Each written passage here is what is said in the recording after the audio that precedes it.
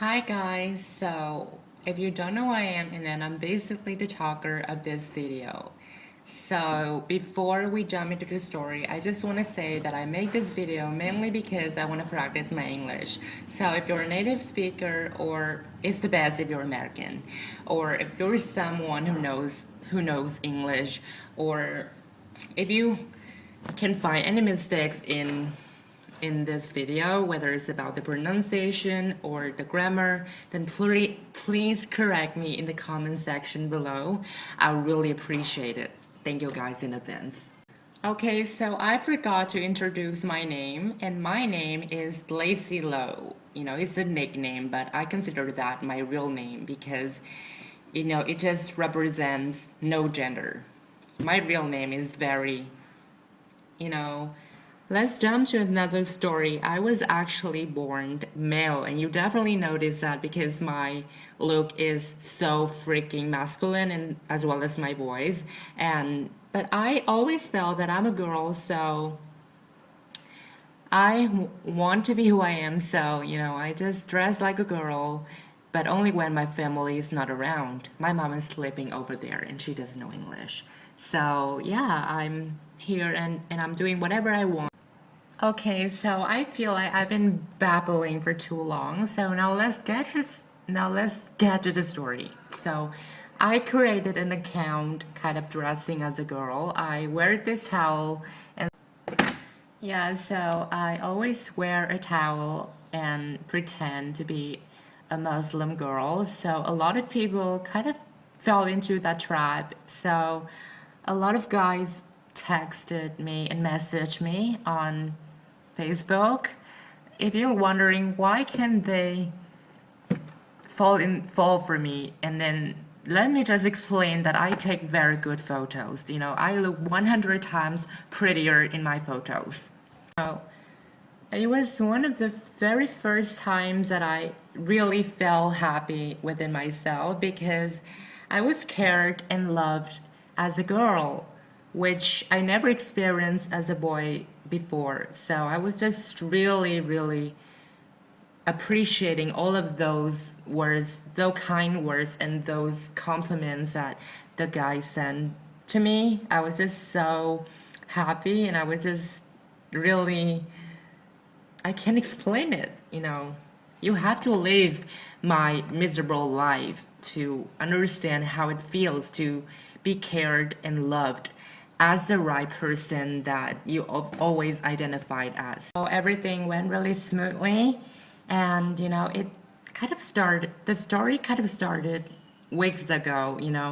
I need to tell you that I'm in love with Dr. Mike. I think he's such an awesome guy inside out. And when I first created my fake account, I actually went to the page of Dr. Mai, and I kind of left a comment on one of his photos saying like, okay, I love you, Dr. Mai, you're killing me. And then I saw a guy, then I checked my notifications, and I knew that a guy liked my comment, and I thought that, okay, he just kind of accidentally liked it because I was just one of the hundreds of people who commented on Dr. Mai's photo. And I don't know why he liked my photo, but I checked his page out, and I discovered that it was a page of a super hot looking guy. He's from Dubai, he's a Muslim, and he's got beard. Oh my god, I'm just very into guys. I'm just really into guys that have beards. And then after that, I sent him a friend request, and I didn't expect him to accept, but he did. And then he messaged me right away. He said hi, and I was like, how are you? And we just started talking, and then I'm kind of very into him. But during the time talking to him, I always have a feeling that I saw his face before. I thought that his face just so similar to the guy that was deported for looking too handsome. He was very famous back in 2013 when he was, just talked around the world because he was deported for being too hot. And especially in this country, he was very famous. And we keep talking about him even up to now. And I actually came across an article online about his life in 2017.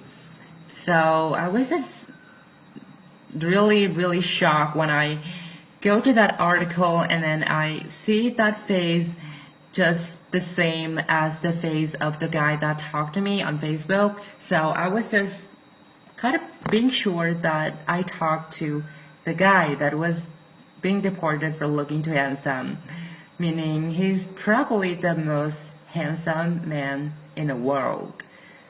At the same time, I was kind of asking myself, why can such a famous guy talk to me? Because you have to live in this country, Vietnam, to understand how famous he was. And he actually came here in 2013, you know, when he arrived in the airport, a lot of fans kind of were there welcoming him with a big poster with his picture on it. You know, he was very famous here, even up to now. So I was kind of thinking like I was having a dream. You know, it was at midnight actually. So I didn't believe that I talked to someone who was so influential in this country, you know. It was just unbelievable at first. So the next day, I was very excited to show all of my friends this epic experience because I was very sure that most of them know him. But I was actually looking him up on Facebook again, and I found a Facebook page of him named Omar Borgin, whatever, blah blah blah. I don't know how to pronounce Arabic, and that page got over 2 million likes. And I was wondering, why do the Facebook account of him that I messaged to only had like some hundred likes for each photo? I really got a sense that I was being catfished, and then I messaged him right away. I said, "Are you pretending to be this guy?" And he didn't reply to me, and he blocked me, and I didn't know what was going on. So I used my second account to confront him about that, and he finally answered me, and he said, why do you send me a friend request again? And I said, okay, I don't want to harm you. I just want to know, why are you impersonate someone else? But he claimed that he's Omar, and I actually asked him what time was it in Dubai, and he said something, and it's different from the time that I searched on Google, so I knew that he was lying to me. So he kind of didn't reply to me anymore, so I came to a conclusion that he's a catfisher and I was being catfished. It's totally fine because it's a learning experience and I will not make this mistake again in the future. So I cherish every moment, every mistakes that I make in the past. All of what I have for you today is mainly for entertainment. But if you like this video, don't forget to give it a big thumbs up and leave down a comment. I love seeing your responses. So you might think that I'm so disgusting and my life just so pathetic. I do think so, but it's just like, guys, I'm still working on how to kill myself because I'm really scared of getting hurt physically. So it definitely takes me a lot of time to kind of fulfill my dream, which is to leave this world forever.